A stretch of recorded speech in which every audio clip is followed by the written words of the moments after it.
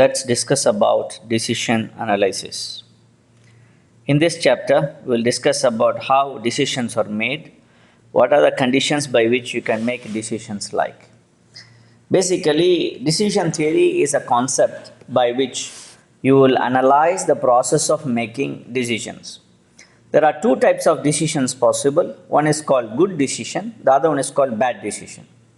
In the case of a good decision, the decision is based on some logic, based on all the possible data available, what are the alternatives you can come up with or you have.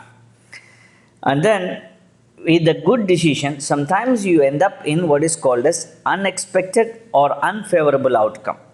Something which we don't want happens. Still it is called as a good decision.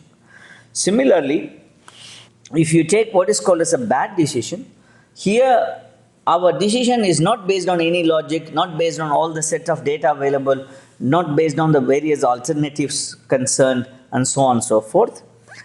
But sometimes, even if you have taken a bad decision, you might end up in a favorable outcome. Maybe you are lucky. In that sense, still we call it as a bad decision.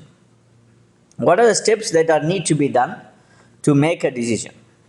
Number one, you need to make sure the problem is clear. Number two, what are the alternatives you have? Number three, we need to know the possible outcomes or the states of nature.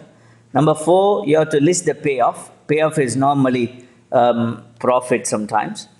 And then you use mathematical decision theory model and then apply the model, make your decision. So let's take an example scenario. Here there is a company which is manufacturing something, okay? And the company wants to manufacture a new product. They want to do something. So that is the actual problem. What are the alternatives? Either they can build a large new plant, or they can build a small new plant, or they can just say no need to build any new plant, no need to create the new product. Okay? So there are three alternatives possible. So they have to decide which one to go for. Among these three alternatives, they have some of these states of nature, which is the outcome, possible outcome. What do you mean by states of nature? States of nature meaning this is the decision, this is the outcome over which you don't have. The decision maker don't have a control. For example, the market might be a favorable market, might be an unfavorable market, which you don't have control with. This is called as states of nature.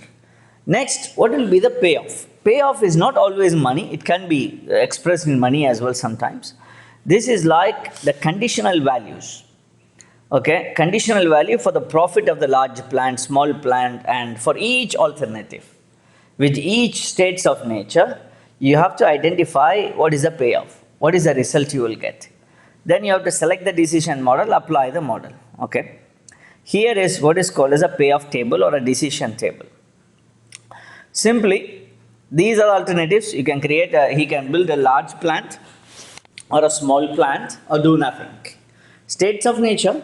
The outcome may be due to a favorable market or an unfavorable market.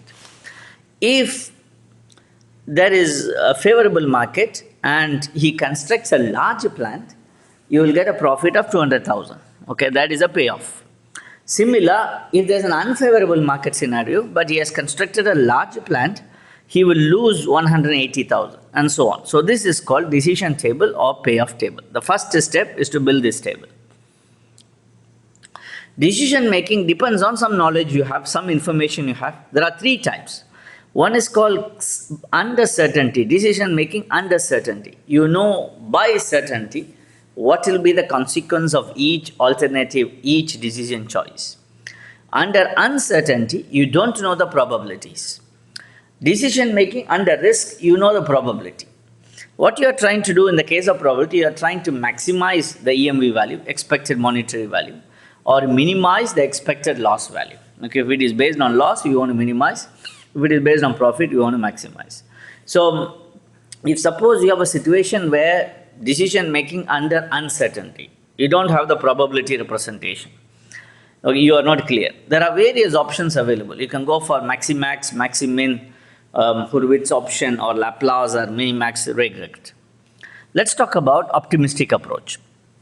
In the case of optimistic approach, what you do is you draw your decision table or the payoff table, then find the maximum of each row. Okay, For each row, find what is the maximum. So here 200,000 is the maximum, here 100,000, here is 0. Do nothing means it doesn't matter. Whether it's a favorable market or unfavorable market, you don't build anything. So it's 0.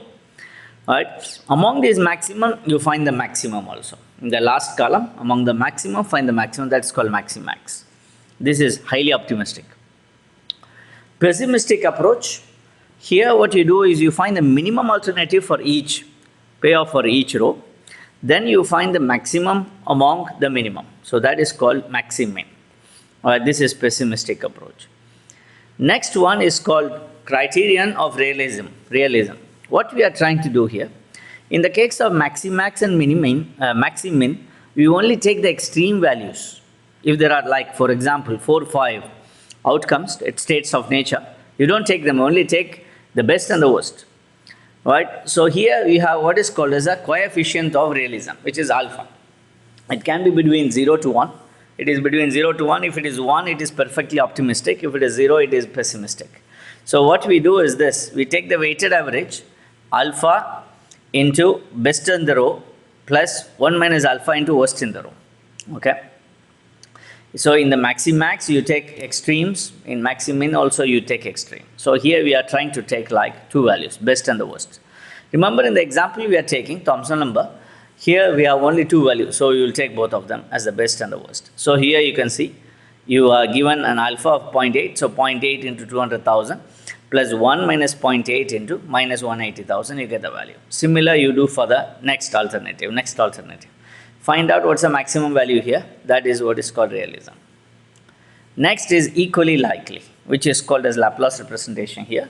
So here what we do is we simply make the average value. Right?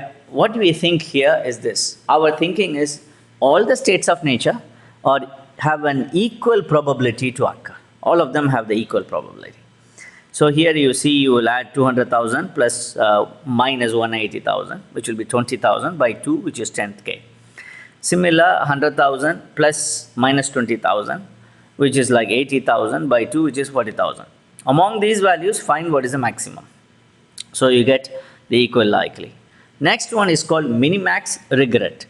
Minimax regret is based on opportunity loss or regret.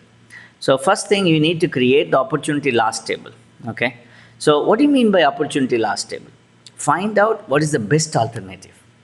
Take the best alternative and subtract the actual value of the column from the best alternative. This will give you what is called opportunity loss table. Then you find what is the maximum opportunity. Okay. So here you can see this is what is called opportunity loss table. So in the case of favorable market, for the first option, here the best alternative will be 200,000. Okay, 200,000 minus the actual value, which is 200,000. Similar, 200,000 is the best minus actual, 200,000 minus 0. Here the best alternative in the case of unfavorable market is 0, because it is minus 180k minus 20k 0. So 0 is the best option. So 0 minus of minus 180, 0 minus of minus 20, and so on and so forth. So this is called opportunity loss table. So you got the opportunity loss table here. Right, this is 0, this is this and this. After you get this, now what you do is you find what is the maximum in each row. So represent the maximum. Among these maximum, find what is the minimum. This is the minimax regret. Right, that is a point to be noted. Opportunity loss table, creating the opportunity loss guarantees that it will not have no more than this minimax value. That is a max. Okay, that is the value you can get. Next one is decision making under risk. If there is some risk involved, meaning if there is some probability involved, you will calculate what is called expected monetary value, which is EMV. You take each payoff, which is XI, multiply by the probability of the payoff, and you sum it up. Okay. Here is the situation. This is how you do payoff of each one, multiply by the probability, plus payoff of the second one, and so on and so forth. Here is a scenario. Let's say in the previous example, the probability is given as 0.5. So for each alternative, you can calculate. So 0.5 into 200,000, okay, plus 0.5 into minus 180,000, you get a value for each one. Each alternative, you just multiply. So you get these values, which is called EMV. So 0.5 into this, plus 0.5 into this, 0.5 into this, plus 0.5 into this. You get a value. Choose whichever is the best EMV, okay. expected monetary value. This is just the probability which is given. Based on the probability, the value will change. Next one is called expected value of perfect information. If let's say somebody is going to give you some additional information about the states of nature, this will help you to choose the right option, for example. This is called EVPI. So to calculate EVPI, we use what is called EVWPI, expected value with perfect information. Here it is similar to the expected monetary value, EMV. Only difference is we use the best payoff multiplied by the probability instead of just using the payoff. So if you are using a minimization problem, instead of choosing best, you need to choose the least payoff accordingly, okay, because you want to minimize things. So here you can see you take the best payoff, multiply by the probability plus the next best payoff with the probability for each one. So to calculate EVPI, expected value of perfect information, we say expected value with perfect information minus best EMV. Best EMV I have calculated before already. Here is a scenario.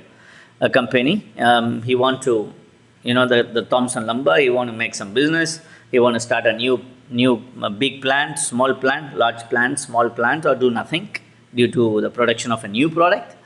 But now he is considering a company called a scientific marketing. He is saying that I'm going to get some market analysis, give you some information.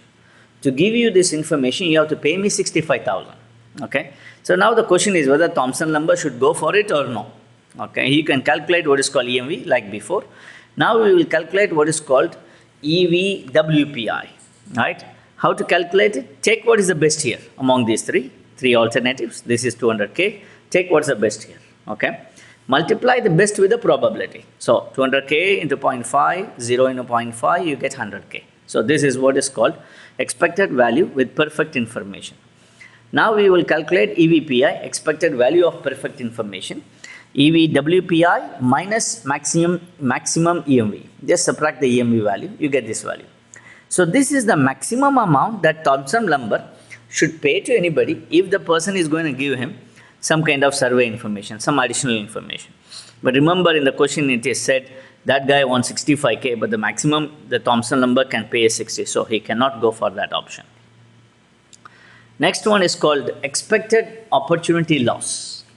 Right? You know what is expected opportunity loss. We will calculate opportunity loss table by taking the best alternative, subtracting from each one. Right? Then you can calculate what is called as a minimum. Here is a scenario. So here we have got the opportunity loss table. This is not the payoff table, this is a loss table. Remember, this is 200K minus 200K, 200K minus 100K, and so on and so forth. 200K minus 0, so you get the values.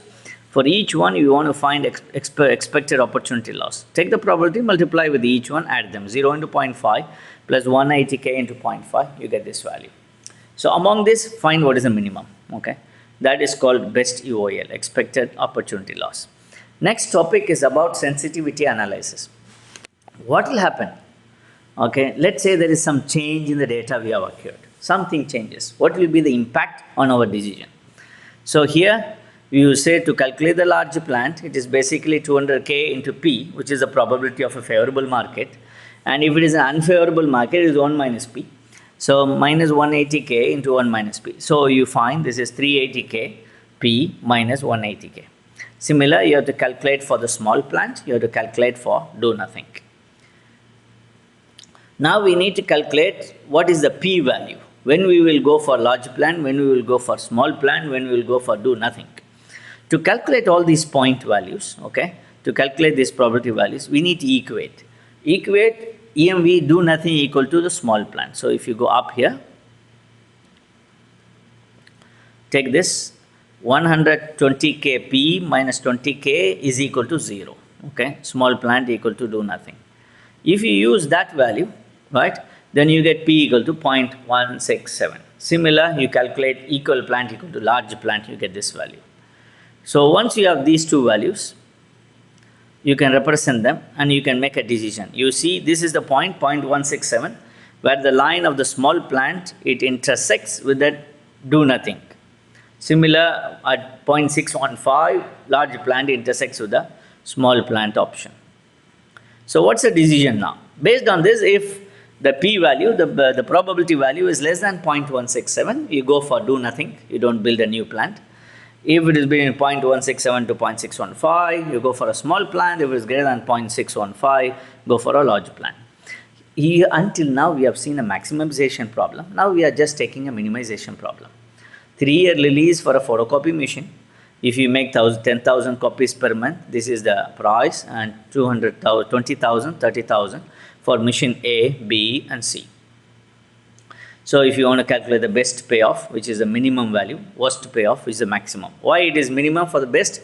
Remember, it's the amount you are going to pay. You want to reduce your payment, okay? So this is a minimization example. We want to minimize the amount you are going to pay. This is not the profit, this is the expense. If you are given an Horowitz criteria with alpha as 0.7, you just multiply 0.7 into best plus 1 minus 0.7 into worst. So you just multiply them, you get the value. For machine A, the minimum, the least I can get is 950. I can pay, right? And the worst is 1150. So you multiply them, see which one is the minimum most value. That is the option you will take. Here we will take machine C. And if you are going to take the equal likely criteria, here we have to take the average for each one and choose what is the minimum one. And then here you can calculate for each EMV value, take the payoff, the probability value is given. Just multiply them. Probability is given for 10,000 copies, it's 0.4, 20,000 is 0.3, 30,000 copies per month, the probability of happening, or probability of making 30,000 copies is 0.3. So multiply 0.4 into 950 plus 0.3 into 1050 plus 0.3 into 1150. You get 1040. Similar, do for others also. So you get this is the 970 is the best EMV value, the minimum one, because this is minimization example. If you want to go for with perfect information, you will take from here what is the best alternative. Okay, best alternative is 700, cheapest one, the minimum one. Here it is 1000, which is the minimum one. Here it is 1150, which is the minimum one. Multiply them with the probability and sum them up, which is like 0.4 into 700 plus 0.3 into 1000 plus 0.3 into 1150. You get 925. So EVWPI is 925. Best EMV is 970. So EVPI is 970 minus 925, which is 45. And you can calculate, you can create what is called as opportunity loss table. Simply take the best and multiply, subtract with each other.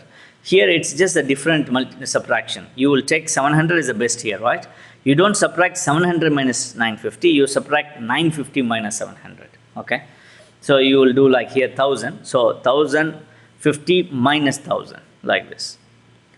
So you get these values, you can get what is the maximum, you can also get EOL by multiplying probability with the value here, 0.4 into 250 plus 0.3 into 50 plus 0.3 into 0 gives you 115. Find out which is the minimum. That is the main thing here. You can do this using some software like Excel or any other tool available. Next topic is about what is called as decision tree. Any problem you have, if you have a decision table, you can also represent them in the format of a tree, that is called decision tree. It is helpful so that you can make some decisions. Decision tree will contain decision points or nodes. Also it has state of nature points of nodes. Based on each and every alternative, you will choose one of them, okay? And at the end, you will end up with one state of nature will occur. So again, the steps to do a decision tree analysis, you have to define the problem, draw or structure the decision tree, assign the probabilities you have, estimate the payoff of each combination, then solve by calculating EMV value. And you can come back from the right to the left, which is backwards, to find out the answer like. So this is the tree. Start from left to right. Trees represent decisions and outcome in sequential order. You have squares, which are called as decision nodes. Circles are states of nature. Lines, which is actually connecting the decision node and the state of nature. So here is a scenario. So here you can see here, you want to make a decision. You can build a large plant, small plant. This is for the Thomson number, and or do nothing. If you have a large plant, maybe there is a favorable market, maybe there is unfavorable market. These are states of nature. So for the next one also, for each one of them, you got to represent the payoff. So here you see this is the probability. Probability is given 0.5 to have favorable and unfavorable market. Payoff is already given, so you multiply them. 200 into 0.5 plus 0.5 into minus 180,000. You get this value for EMV. So you calculate for the second one also. Third one is nothing, because it doesn't matter whether there's a favorable market, unfavorable market, you don't lose, you don't gain anything. It's just zero. So based on these two, choose which is the best. Okay. Look at the node 1 and node 2, 10K, 40K, here it is 0. So among them, what is the best? So 40K is the best. So I will choose the small market or small plant. And if you go with the concept of favorable market and the survey, doing a survey, so here you see until here, this is the same point here. Right, large plant, small plant, no plant. Here with the survey, here with survey, favorable result. With survey, not favorable result. So again, the probabilities are given. Similar at the bottom, this is without a survey. So this is exactly same as the previous diagram. So for each one, you need to calculate now.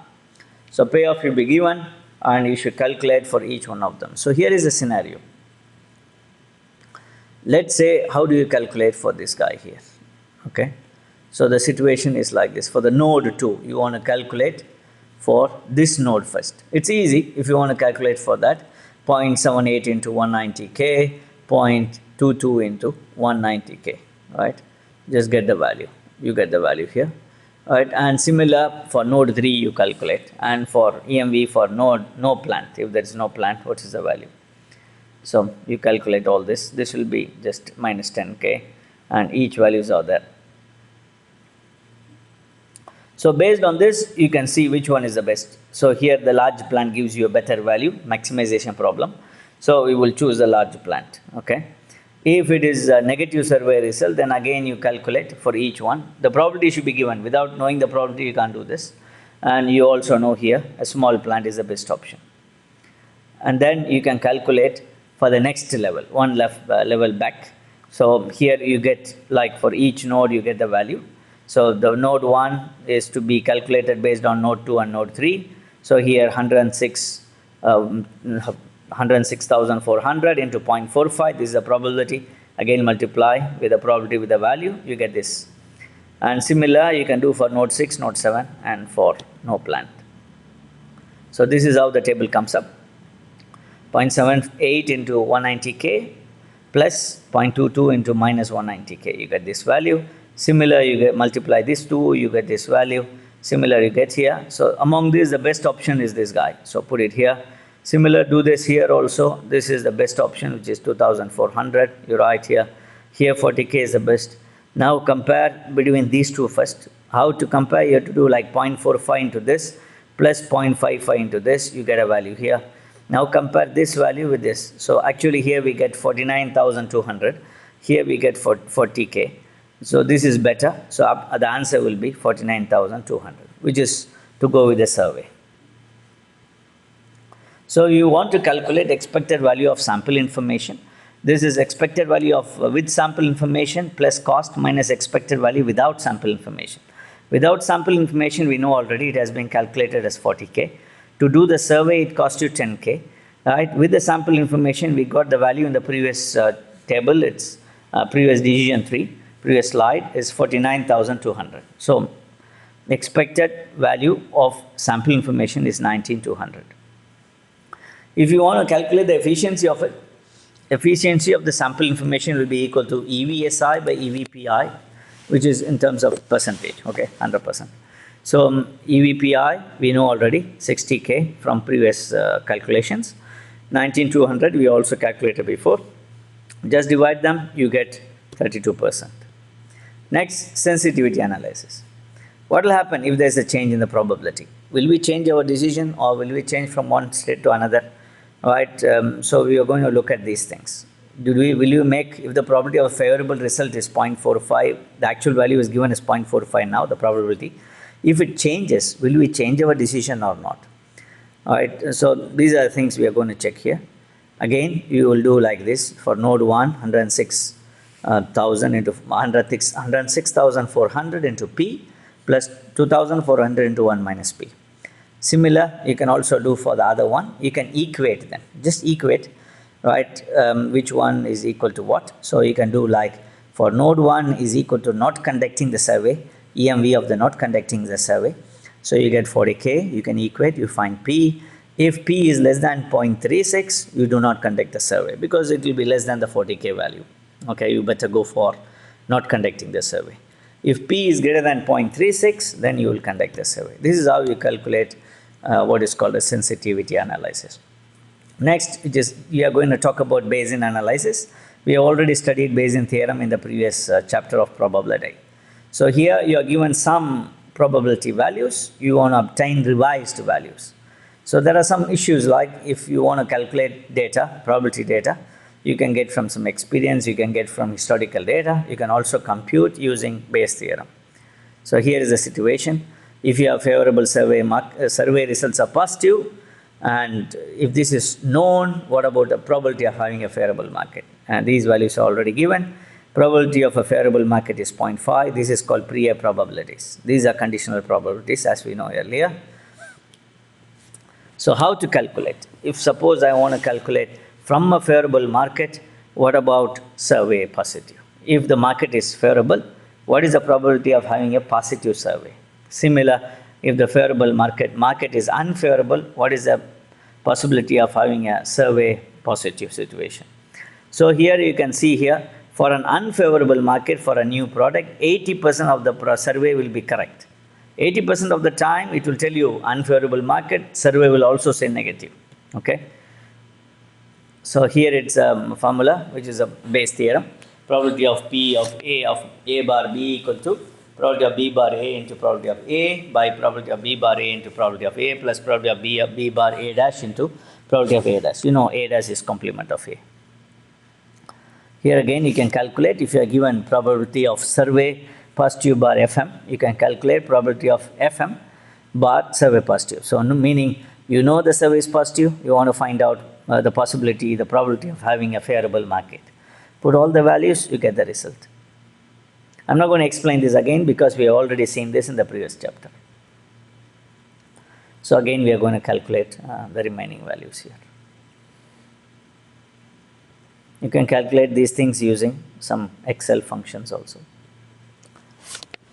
There are some problems from using the survey results. Sometimes we don't get the data correctly. We do not always get the necessary data. Right? Maybe sometimes the survey result may be based on if you take some action or not, or maybe the conditional probability might not be accurate. To do all these things, we come up with a concept called utility theory. Right? Utility theory, the concept is this: you will make a decision based on what is called utility. You want to maximize the utility in a maximization function, maximization problem. You want to minimize the utility in a minimization problem. So here, utility is not a monetary value. It's not always a monetary value.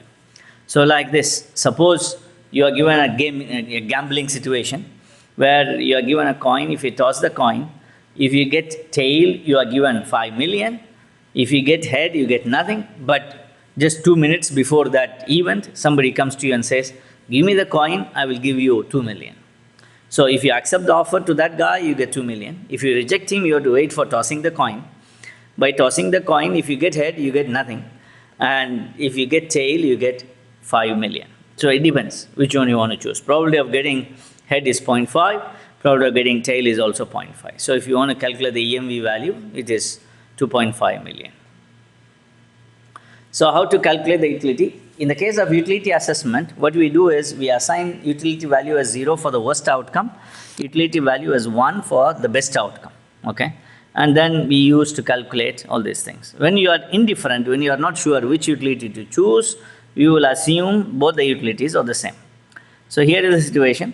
So if you have alternative 1, alternative 2, alternative 1, P, which is the probability of getting the best outcome, so utility is 1. Worst outcome, utility is 0. This one I don't know. So how to find out? Both alternatives are considered to be the same. So expected utility of alternative 2 equal to expected utility of alternative 1. So P into, for the first one, P into the utility of the best outcome, which is 1. And then 1 minus P into utility of the worst outcome, which is 0. So the answer is P. So P is a value assigned. Utility of the other outcome will be P. Remember here there is one point to note. Right? You need to know that putting the utility assessment is completely subjective. You cannot measure it using some kind of objective scale or whatever. Here is an example also. We are going to talk about what is called as utility curve. Utility curve is like a curve which will tell you the mapping between utility and the monetary value. Somebody want to invest in a bank. If you invest in a bank, he will get, will result in 5,000. If you puts in a real estate, he can get 0 or 10,000. Right? There's a 80% chance. If there is an 80% chance of getting 10K, he will put in the real estate. If there is not, less than 80% is a possibility, then he won't go for the real estate, he will go for the bank. Right? So if the probability is 0.8, the person is not sure whether to put it in the bank or in the real estate. That means the utility is the same. So here you can see you can go for a real estate alternative or invest in the bank. Invest in the bank, the amount you get is 5,000. Invest in real estate, if P is 0.8, you get 10K. It's less than 0.8, so which is a probability. 1 minus P, which is 0.2, then you get 0. So utility of 10,000 is 1, because best case scenario, you put the utility as 1. Worst case scenario, utility is 0. How to calculate this guy? And because the person is indifferent between them, you don't know what to do, both are the same for him, equate these values. P into 1 plus 1 minus P into 0 is equal to this guy's utility. So you get P value. P is actually 0.8, so P is 0.8. You can also put some other values. For 7,000, he is looking for 90% alternative, then 0.9 into 1, so P will become 0.9. And you can also calculate for 3,000 if he gives a chance of probability as 50%. So utility curve, you can draw for each representation the utility curve. What is the U of the monetary value? There are 3 types of people. One is called risk avoider, or he or she want to avoid risks, avoid situation where high losses might occur, right? And in this risk avoider curve, the curve looks like this. The monetary value increases, the curve will go slowly. It will increase slowly. Risk seeker, he want to take a lot of risk so that he get more money. So when the monetary value gets increased, the increase rate will be faster. Risk independent is a linear curve, it's a straight line. Okay, this is the thing. Indifference, it doesn't matter for him, it's just the same. Here he want to avoid the risk, he want to get less money, no problem, but still avoid the risk. Here you want to take the risk. So you can have the utility curve, from that you can make your decisions. So simply you will replace your monetary values with the utility value, and you will calculate expected utility instead of calculating expected monetary value, which is the EMV we have seen before. Take an example, somebody wants to gamble, he is throwing something in the air. If it comes up, he gets 10K, if it comes down, he loses 10K. And he believes there's a chance of 45% that the thumbtack will get what he wants. It will come up. Okay, so now question is whether he should play the game or not. So alternative 1, he plays the game. 0.45, the probability comes up, so he will get 10K. 0.55 is a loss, you will lose minus 10K. Does not play the game, there is no profit, no loss, so it will be 0. So first thing, you need to define the max utility. This has to be given, okay? So for minus 10,000, it's 0.05. For 0, it is 0.15, or 10,000, it's given. So all these 3 values are given values for you. With each one of them, you just multiply, okay? 0.45 into utility of 10K plus 0.55 into utility of minus 10K. For the bottom one, it is utility of 0 into 0.15. Okay, so you have the values given, just multiply them. And then here you will end up here 0.45 into 0.3 plus 0.55 into this. Here it will be 0.15. So here it will be 0.162. This is 0.15. This is the best alternative to take from. This ends this chapter.